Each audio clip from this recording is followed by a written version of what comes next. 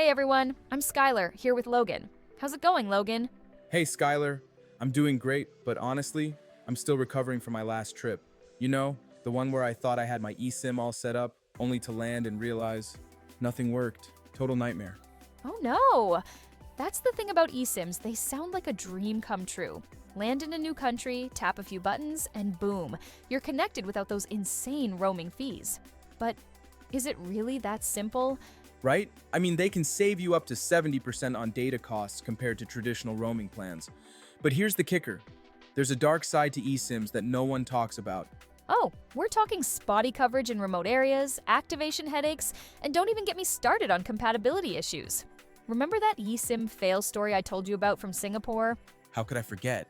You thought you were all set, landed, and nothing. 2 hours and a lot of coffee later, you finally got it working. Your caffeine bill was basically your new roaming charge. Exactly.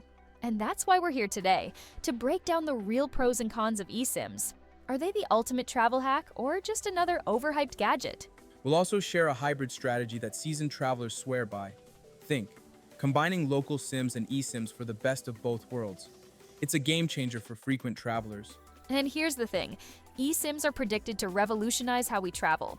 But before you jump on the bandwagon, there's one crucial tip you need to know to avoid a total travel disaster.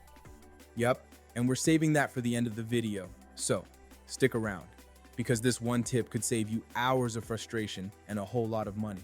And if you're as obsessed with travel hacks as we are, don't forget to hit that like button and subscribe for more tips to make your travels smarter, smoother, and stress-free. Your next adventure starts here. Let's dive in.